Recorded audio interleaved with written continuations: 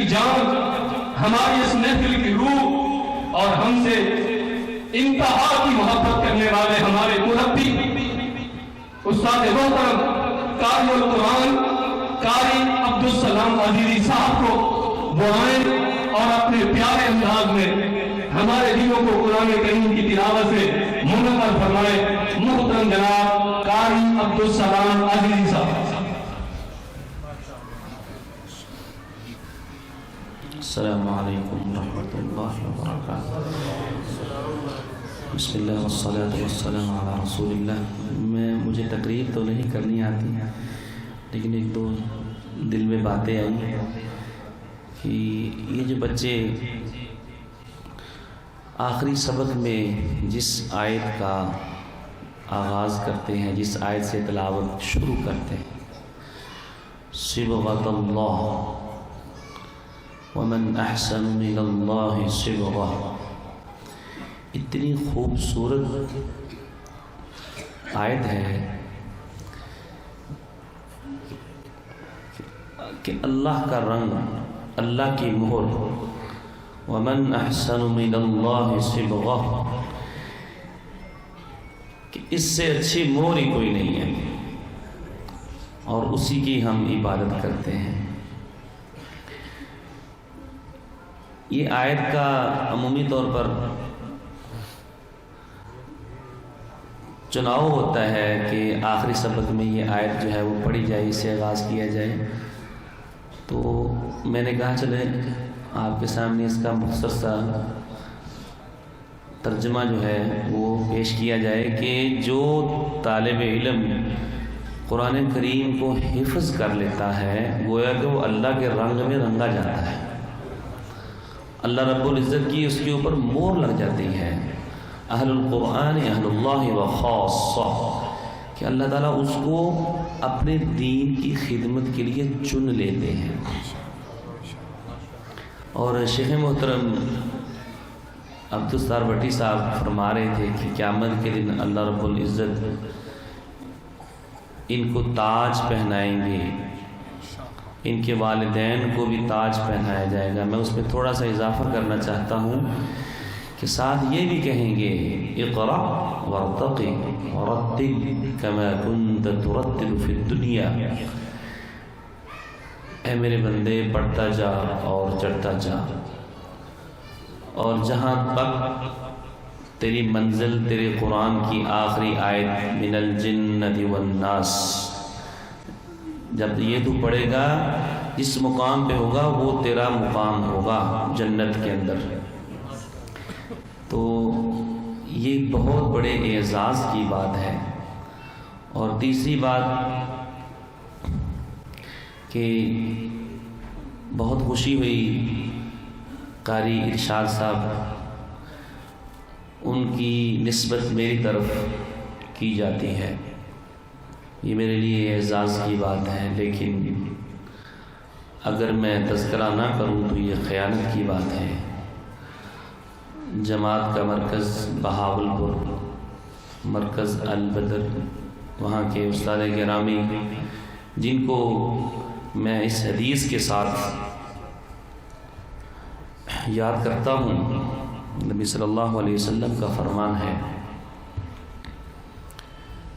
کئی بار ان سے بات ہوتی رہتی ہے، تذکرہ کرتے رہتے ہیں حالات اور واقعات کے حوالے سے، اور جو خاص طور پر آج کل کے حالات ہیں کہ مہنگائی جہاں تک پہنچ چکی ہے، عام آدمی کے بس کی بات بھی نہیں، لیکن پھر بھی علماء اور قراء اسی تنخواہ پہ گزارا کرتے ہیں۔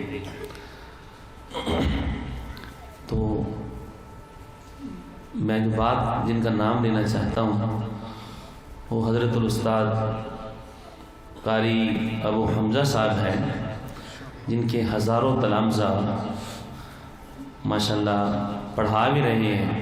اور جب میں نے معہد القرآن کا ادارہ شروع کیا تو سب سے آغازی طلباء میرے پاس یہ بھیجتے اور آج تک بھیجتے ہیں، اپنے بچوں کو میرے پاس بھیجا کہ قرآن کریم حفظ کروانے کے حوالے سے اور منزل کو پختہ کروانے کے حوالے سے یہ پہلی منزل ہے۔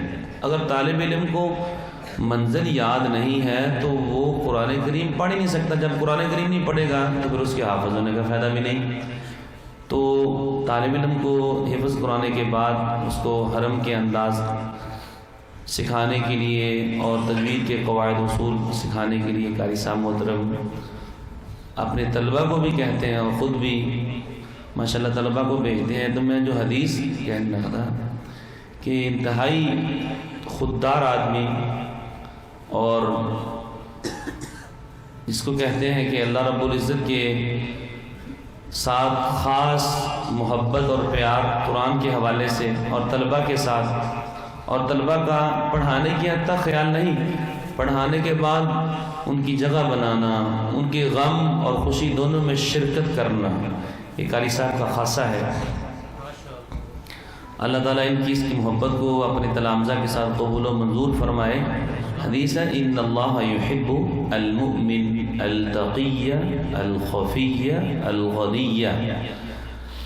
اللہ تعالیٰ اس اپنے بندے سے محبت کرتے ہیں التقی جو کہ تقوی اختیار کرنے والا ہے، الغنی لوگوں سے بے پرواہ ہے، لوگوں کے پاس جو کچھ ہے اس کو اپنے لیے وہ کوئی اہمیت نہیں دیتا، احساس کمتری کا شکار نہیں ہوتا. لا تمدن عینیک الی ما متعنا بہ. اے نبی آپ اپنی آنکھوں کو لوگوں کی دی ہوئی دولت، لوگوں کو جو سہولتیں ملی ہیں اس طرف مت پھیلائیے. ہمارے پاس جو سب سے اعلیٰ اور افضل ترین چیز تھی وَلَقَدْ آتَيْنَاكَ سَبْعًا مِّنَ الْمَثَانِي وَالْقُرْآنَ الْعَظِيمِ. ہم نے آپ کو قرآن دے دیا، 7 منزلیں دے دی، سورہ فاتحہ دے دی. یہ تینوں اقوال ہیں تفاسیر کے اندر، تو میں نے تینوں کا ذکر کیا. اس سے مراد کہ جس کو یہ مل گیا اس کے بعد 7 بانون تقید ثقیلہ کے ساتھ نبی صلی اللہ علیہ وسلم کو اللہ تعالیٰ تنبیہ کر رہے ہیں کہ اے نبی میرے پاس جو سب سے افضل ترین چیز تھی وہ میں نے آپ کو عطا کر دی، وہ قرآن ہے. اس کے بعد آپ اپنی آنکھوں کو ادھر ادھر مت پھیرے. مطلب کیا ہے کہ احساس کمتری کا شکار نہ ہوں. تو قاری صاحب محترم کے اندر یہ خوبی بھی بڑی دیکھی گئی. اللہ تعالیٰ ان کو نظر بد سے محفوظ رکھے. اور الخفیہ خاموشی سے، یہ جتنے بھی پاکستان کے اندر خاص طور پر میں تو وہ حدیث ہے نا کہ امیر مومن سے غریب مومن کئی ہزار سال پہلے جنت میں جائے گا. تو میں اکثر نا طلبہ کو یہ بات کہتا رہتا ہوں کہ یہ جنوبی پنجاب کے علاقے میں پسماندہ علاقہ ہے، لیکن اللہ تعالیٰ نے قرآن کے حوالے سے اتنے خوبصورت ترین تحفے اور ہدیے اللہ تعالیٰ نے بہترین حافظ اور بہترین آوازوں والے اور بہترین مضبوط منزل والے طلبہ جو ہیں اس علاقے میں پیدا کیے ہیں، قراء پیدا کیے ہیں.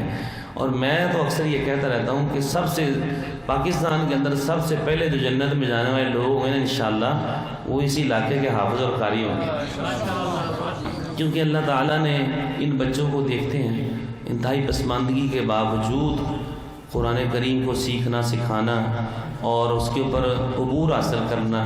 اور ان کے اساتذہ دیکھا جاتا ہے بہت دیکھتے ہیں. اللہ تعالیٰ ان پر قاری ابو حمزہ صاحب پر اپنی رحمتوں کا نزول فرمائے کہ خاموشی سے چپ کر کے جو آج سے 15 سال پہلے تنخواہ تھی وہی آج ہے، اسی پر ہی پڑھا رہے ہیں اور ماشاءاللہ گزارا کر رہے ہیں.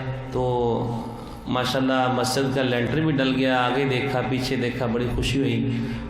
امید ہے کہ اللہ ہماری اور آپ کی زندگی میں برکت فرمائے. اگلے سال جب اللہ تعالیٰ توفیق دے آنے کی تو اوپر والا حصہ تعمیر ہو جائے.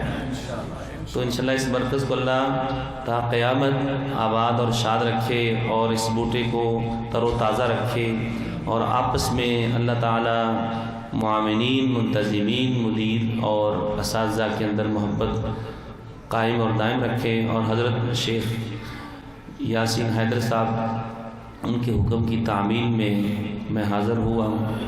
اللہ تعالیٰ ان کی طرف سے جو محبت دی گئی ہے اس کو بھی قبول فرمائے اور تمام والدین کو بہت بہت برکتوں سے اور مبارکباد پیش کرتا ہوں.